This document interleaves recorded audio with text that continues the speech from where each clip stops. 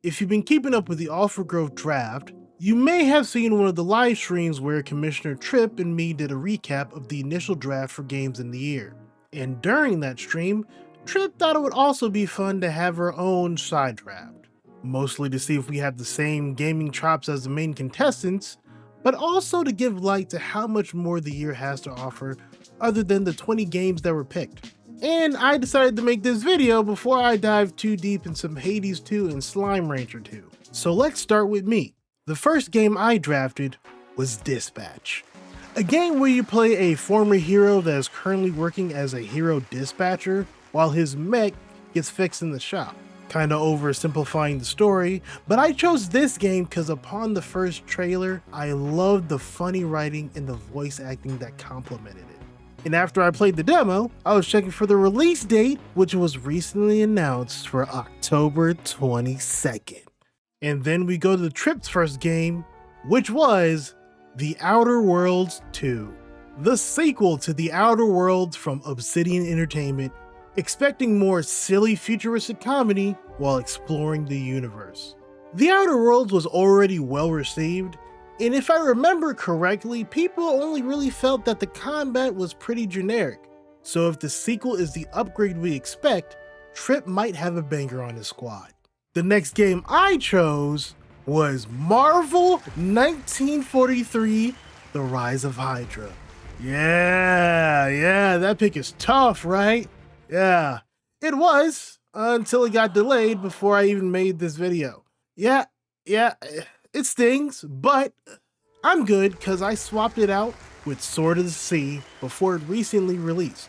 The next game from Giant Squid, who brought you Abzu in the Pathless, where you play as the Wraith and ride your hover sword on a quest to unveil the sea. I chose this game because the devs of Giant Squid are masters in storytelling, through the changing atmosphere and gameplay, and as they kept it up, giving me an 8.8 for my first score. The next game Tripp chose was The Altars, a sci-fi base building survival game where you play as Jan Dolsky, who is stranded on a dangerous planet and has to escape while collecting a strange resource called Rapidium. And just for kicks, create alternate versions of yourself called altars to help you along the way. With the game having fun survival mechanics and interesting storytelling, as Jan is the leader having to emotionally manage his altars while also learning and growing himself through those interactions. Won't say too much, because I think it's a game you should play, as I already played it to completion. And others thought so as well, as Tripp got a score of 8.4 for The Altars. After that, I picked Moonlighter 2: The Endless Vault, the sequel to the well-received pixel-graphic Moonlighter. Moonlighters 2 is looking to expand to a more 3D look and expand its roguelike elements, along with you still selling whatever's gained from dungeon diving. And that was cool until I swapped it out for Hades 2 in July when Supergiant said their next update was their 1.0 update. And my faith was recognized as Hades 2 released on September 25th. Then the next game Tripp picked was Crimson Desert, an open world action RPG that looks a lot like the MMO Black Desert, as the game is created using Pearl Abyss's Black Space engine for its creation. Really one of those potential hits if it lives up to everything that is described about the game. But funny enough, at the recent Sony State of Play, Crimson Desert got delayed, so Tripp is currently now working to find a replacement game before the end of the year. Tough break. And the next game I chose, with a little bit of hope, I picked Vampire: The Masquerade Bloodlines 2. A game that has pretty big shoes to fill, since it's the follow-up to the critically acclaimed Vampire: The Masquerade Bloodlines, but I have the expectation that it would at least be a decent game, so it's still a good pick in my book. Then for his next game, Tripp chose Cairn, the newest game from the game bakers, known for Fury and Haven, both games that I personally enjoyed, and with Cairn being another unique game with detailed climbing mechanics, it might be another sleeper hit for the year. The game bakers have this knack for making interesting games, so I have a decent amount of expectation for this one as well.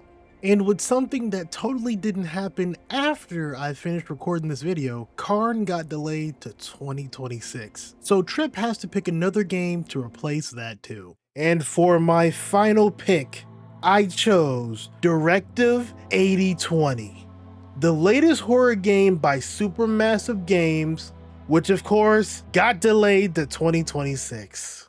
Which is fine because I later swapped it out for Borderlands 4 before its release date, mostly because I played Tales from the Borderlands again.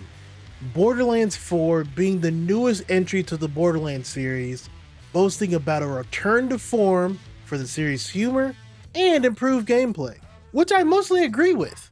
Unfortunately, since the game has its current launch issues, Borderlands 4 scored me a 7.9, which isn't bad, but I feel like it could have scored so much higher. And for Tripp's final pick, he chose Hell Is Us, an action-adventure game that brings a unique blend of exploration, investigation, and combat.